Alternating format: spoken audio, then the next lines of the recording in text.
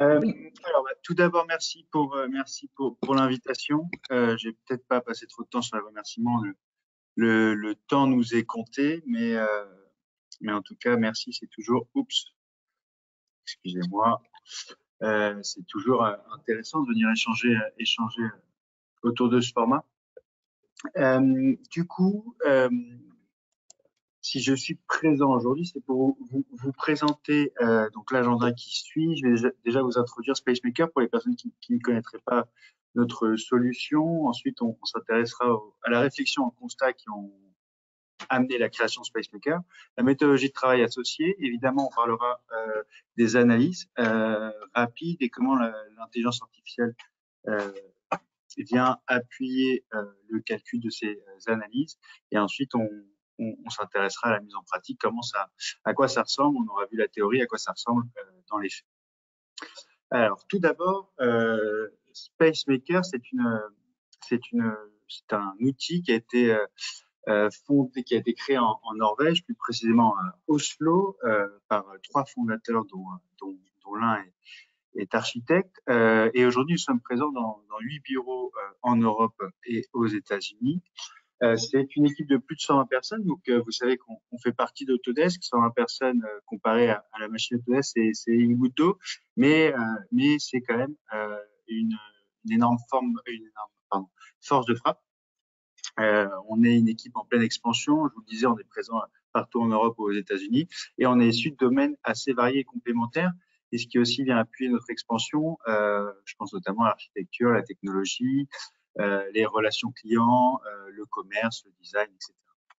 Et du coup, on a été acquis en 2020 par Autodesk. On a été acquis en 2020 par Autodesk, voilà, pour répondre aux besoins sur les études d'avant-projet pour le secteur immobilier. Alors, si on s'attaque maintenant à la réflexion et au constat, SpaceMaker est tout d'abord né d'un besoin, on pense en tout cas, de responsabilisation autour de la conception de projets qui soient plus durables et mieux optimisés. On a tous en tête ces 4 chiffres qu'on peut presque qualifier de choc. On sera d'ici 2050 environ 10 milliards d'habitants sur Terre. On sait que 90% de la croissance se fait dans les villes. C'est l'équivalent d'un nouveau Paris qui se construit, qui est développé chaque semaine. Et pour la partie durable et responsabilisation de notre secteur, on sait que l'industrie du bâtiment représente 33% des émissions de CO2. On ne voit pas tes diapos bouger, pardon, excuse-moi Théo. D'accord, ok, vous êtes toujours sur la première diapo?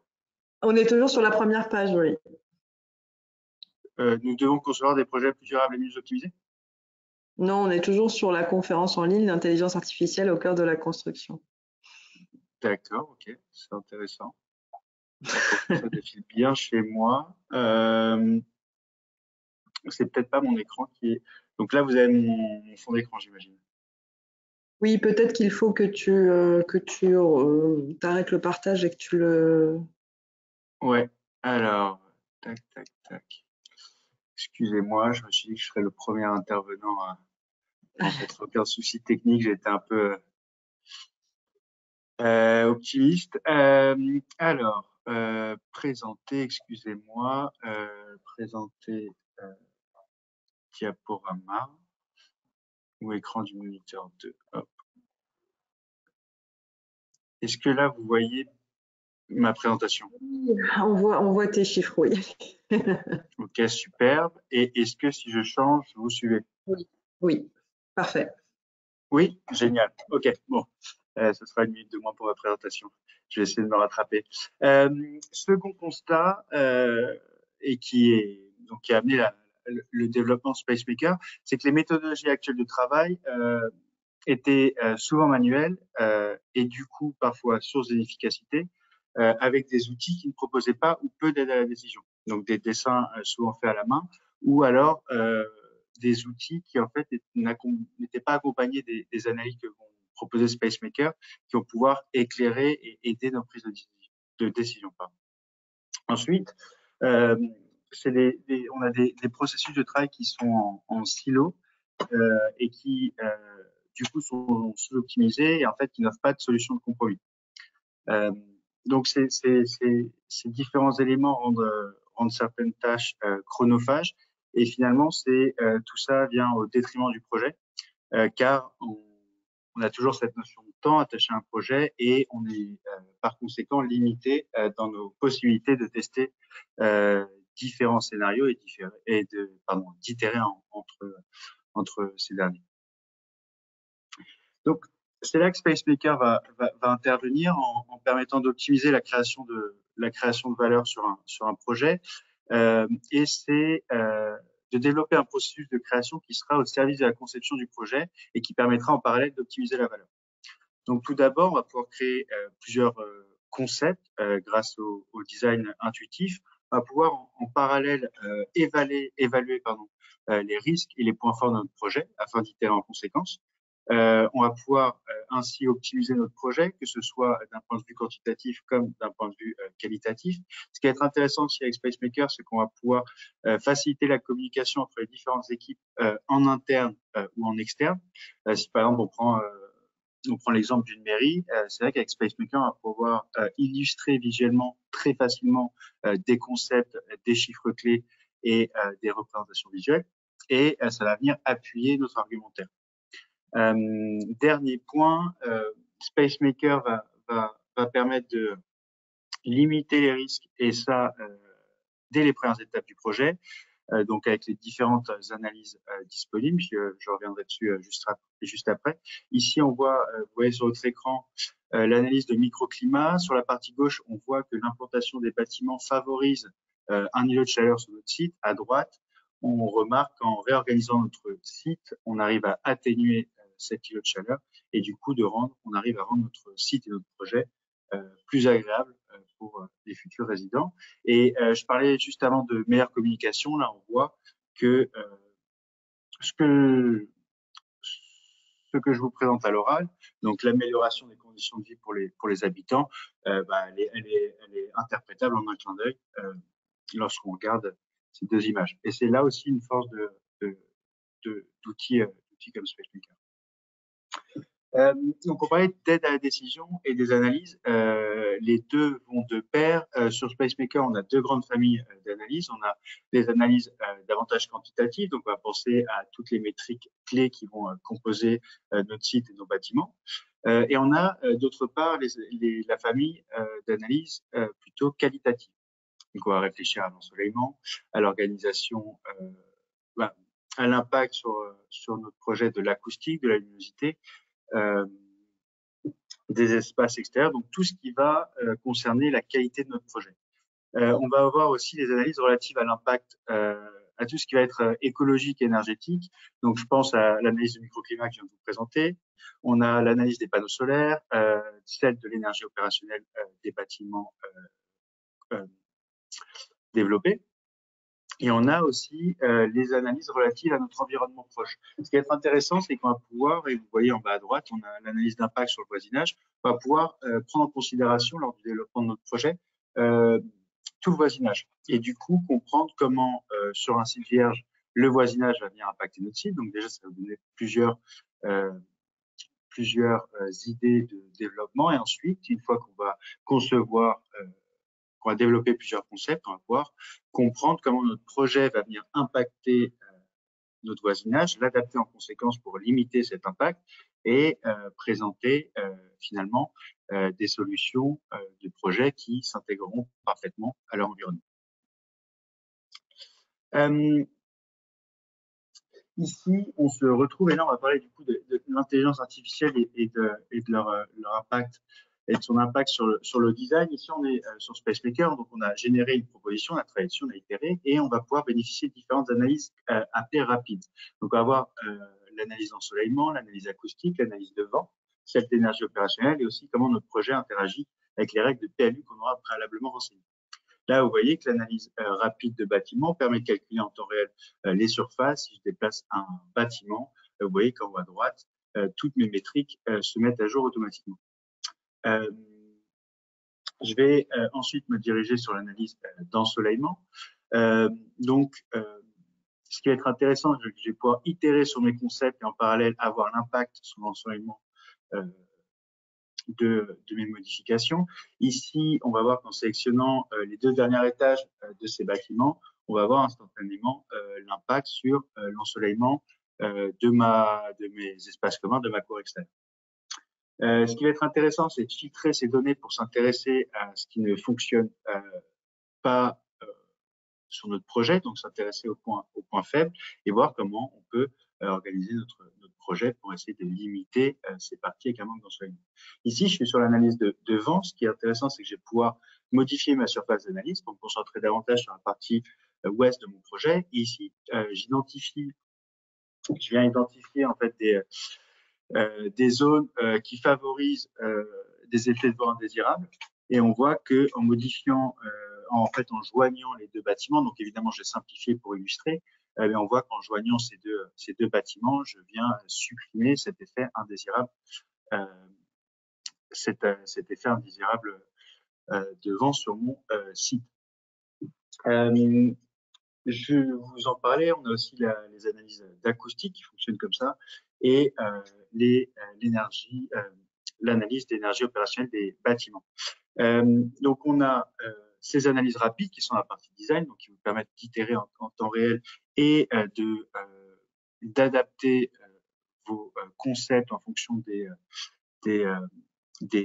potentiels risques rencontrés, ou au contraire aussi on peut adapter notre projet en fonction des points positifs qu'on aura identifiés sur ces phases-là.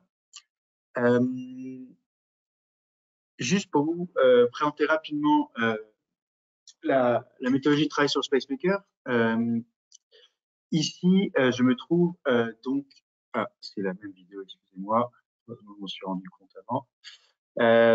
Donc ici, on se retrouve sur l'état existant. Donc ça, c'est les informations qu'on va récupérer lorsqu'on va démarrer et qu'on va récupérer automatiquement les données sur notre projet. Donc j'ai un scénario d'état existant, donc je vais pouvoir comprendre et analyser, voir comment fonctionne mon site et mon environnement. Là, je vais me diriger sur mon état projeté. Donc j'ai commencé à créer plusieurs scénarios. On retrouve sur le panneau de droite, on va retrouver les différentes métriques de surface clé de mon projet. Donc, vous voyez qu'elles sont divisées par fonction. Sur la partie gauche, je vais avoir les différentes propositions que j'aurais déjà générées. Donc, j'ai une proposition Explore, donc avec l'aide de Generative Design. J'ai la proposition générée de manière itérative sur SpaceMaker.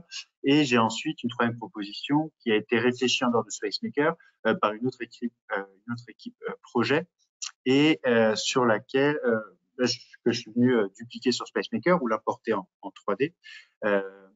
Et la seconde étape, ça va être de venir comparer ces 3 propositions. Donc pour cela, je vais utiliser un outil qu'on appelle Compare sur SpaceMaker, et on va venir comparer du coup une proposition de référence par rapport aux propositions générées par rapport aux autres concepts créés en dehors ou sur SpaceMaker. Ici, ce qui est intéressant, c'est qu'on va faire un pas en arrière et on va avoir un récapitulatif de l'ensemble des données, qu'elles soient chiffrées ou relatives aux analyses et aux qualités de vie, et on va pouvoir comparer l'ensemble des éléments, et ça va nous permettre en fait de prendre une décision qu'on va qualifier d'éclairée sur le meilleur concept à suivre et à utiliser sur notre projet. Donc là, vous voyez qu'on s'intéresse à la luminosité. Donc, on a la notion de luminosité sur nos façades, sur les façades du projet, mais aussi sur les bâtiments avoisinants. Donc, on va comprendre comment notre projet impacte la luminosité de nos voisins. Ce qui est intéressant, et j'ai oublié de le dire en intro, c'est qu'on va pouvoir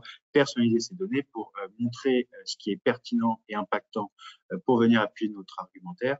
Et toutes ces données, il est important de souligner qu'elles sont exportables, et vous pouvez du coup, si vous ne souhaitez pas présenter pour diverses raisons votre travail sur SpaceMaker, vous pouvez exporter ce récapitulatif au format PDF et venir présenter les résultats dans une présentation par exemple.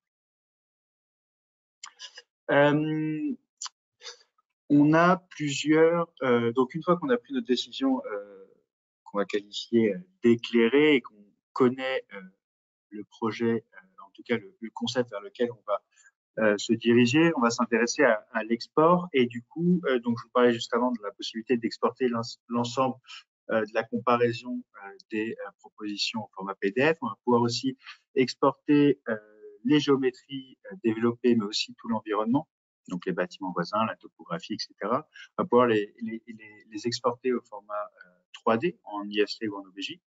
On va pouvoir exporter les différentes analyses qu'on aura générées en haute résolution et avec les différentes échelles de valeur pour pouvoir vraiment illustrer les visuels qu'on aura sous nos yeux.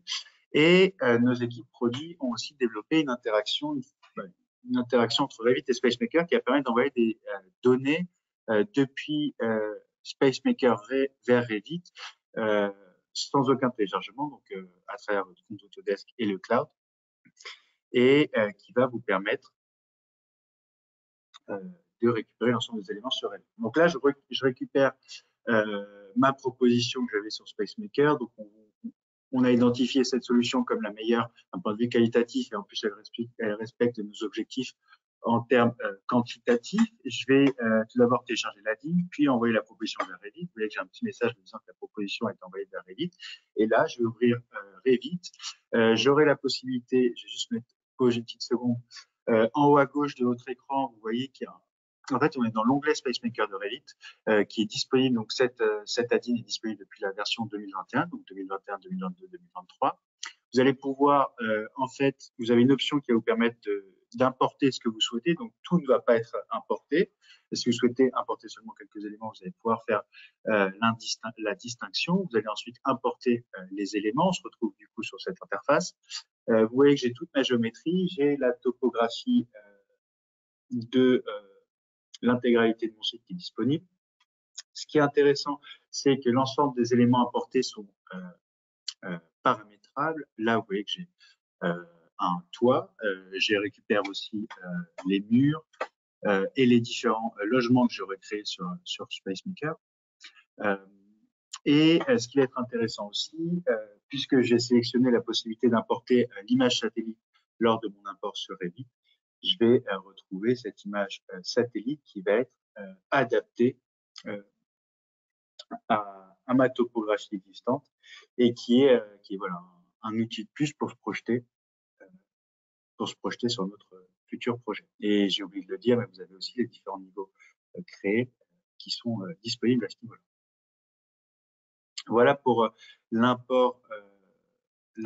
l'export vers Revit et vers les phases ultérieures de notre projet.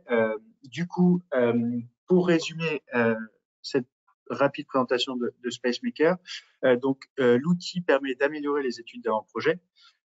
Donc, pour récapituler ce qu'on a vu et la méthodologie de travail sur notre outil, on a tout d'abord un environnement 3D, l'ensemble de notre environnement 3D qui est récupéré de manière automatique, donc les bâtiments existants, la topographie, les bâtiments voisins, toutes les parcelles aussi, on n'a pas montré cette partie-là, mais le parcellaire est évidemment récupéré automatiquement. Ensuite, on va avoir la possibilité de générer plusieurs concepts et de bénéficier en parallèle des analyses en temps réel qui sont rendues possibles grâce à l'intelligence artificielle. Donc, on va pouvoir itérer et adapter nos propositions pour prendre la décision qui va être la plus éclairée possible grâce à ces différentes analyses.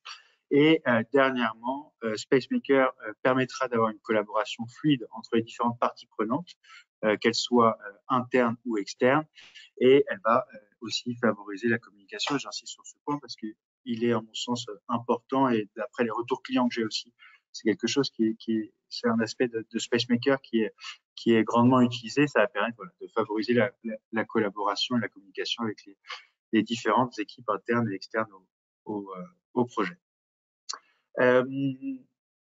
Voilà pour cette présentation.